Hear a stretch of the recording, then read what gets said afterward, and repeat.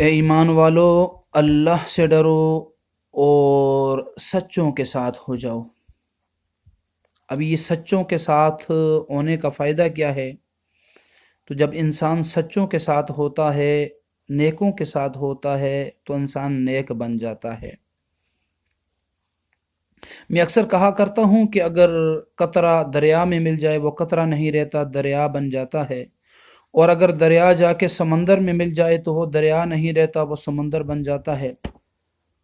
اور اسی طرح اللہ کے نیک بندوں کے ساتھ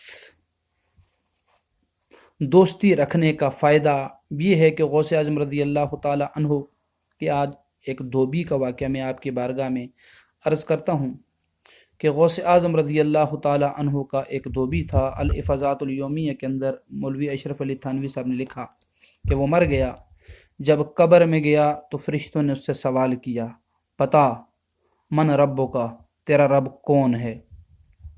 تو وہ کہنے لگا میں غوث پاک کا دھوبی ہوں۔ دوسرا سوال ہوا ما دینوں کا، بتا تیرا دین کیا ہے؟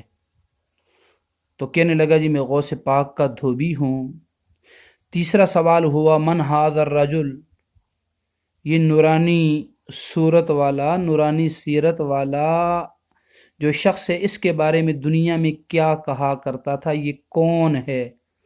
اور دیگر احادیث کی کتب کے اندر آتا ہے، وہ کہیں گے ما کنت تقولو، ماضی استمراری، دنیا میں کیا کہا کرتا تھا؟ تو وہ کہنے لگا جی میں تو غوث پاک کا دھوبی ہوں، مجھے کوئی خبر نہیں۔ اب اشرف علی تھانوی صاحب فرماتے ہیں کہ اس کی نجات ہو گئی۔ اس نے کہا میں غوث پاک کا دھوبی ہوں، مجھے کوئی خبر نہیں ہے۔ گویا کہ یہ اس کا اجمالی جواب تھا کہ مجھ سے کیا پوچھتے ہو؟ ساری زندگی غوث اعظم رضی اللہ تعالی عنہ کے کپڑے دھوتا رہا، تو جو جواب انہوں نے عنایت فرمایا ہے میرا جواب بھی وہی ہے۔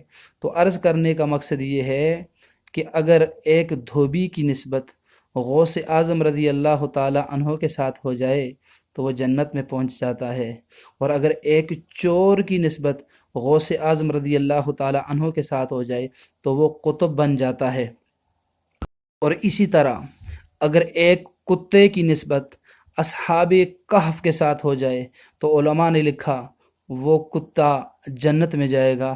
رومی کشمیر نے بھی فرمایا فضل تیرے نال لوہے تردے، بٹیاں دے سنگ رل کے، کتے بھی جنت جان محمد چنگیاں دے سنگ رل کے۔